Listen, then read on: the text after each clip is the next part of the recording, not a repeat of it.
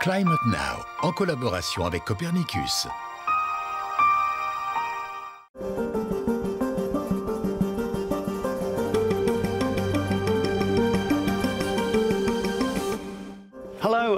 Bonjour et bienvenue dans Climate Now. Je suis Jeremy Wilkes et voici notre tout nouveau point mensuel sur l'état réel de notre planète.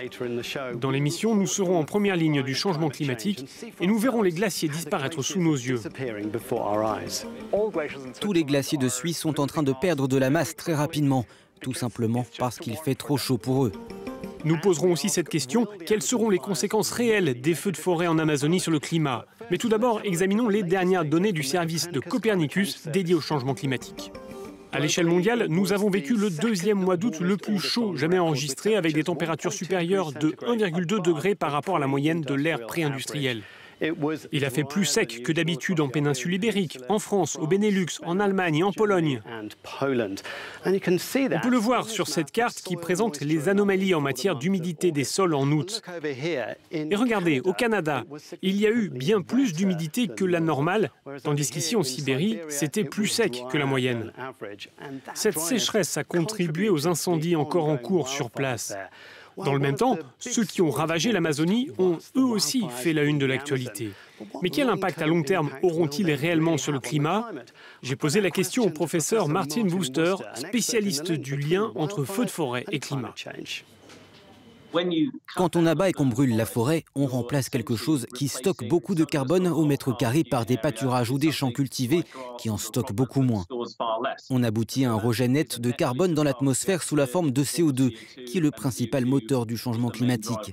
C'est pour cela que ces feux peuvent avoir un effet sur le changement climatique, ou du moins, c'est comme cela qu'ils agissent essentiellement. Regardons maintenant les 7 indicateurs du climat mondial qui nous montrent les tendances à long terme d'une planète qui se réchauffe avec l'augmentation de la concentration des gaz à effet de serre et la montée du niveau des océans. Et l'un d'eux, ce sont les glaciers. Sur ce graphique, on peut voir la perte de masse d'un groupe représentatif de glaciers depuis la fin des années 50. Mais comment établit-on que les glaciers disparaissent et quelle est la situation sur le terrain ici en Europe? Pour le savoir, direction la Suisse.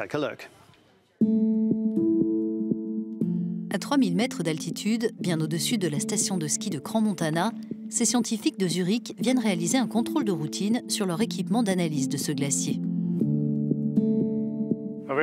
Nous sommes sur le glacier de la Plaine Morte, qui est plutôt grand pour la Suisse, mais il est surtout très particulier.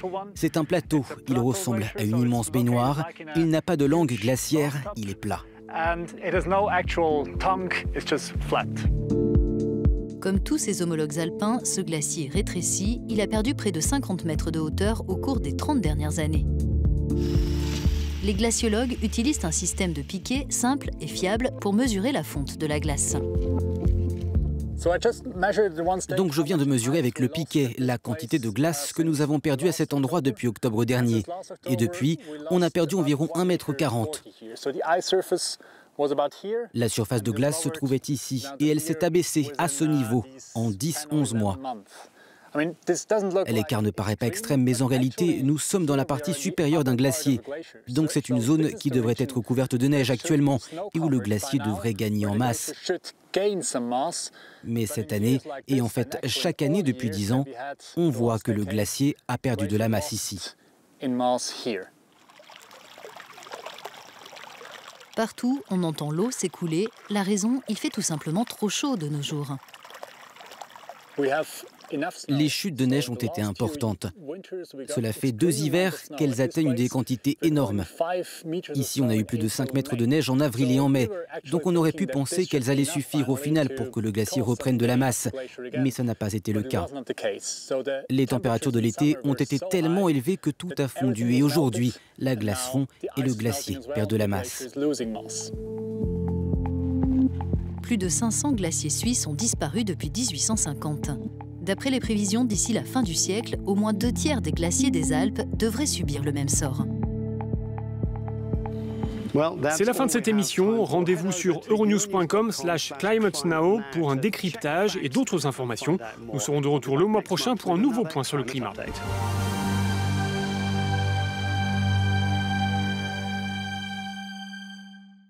Climate Now, en collaboration avec Copernicus.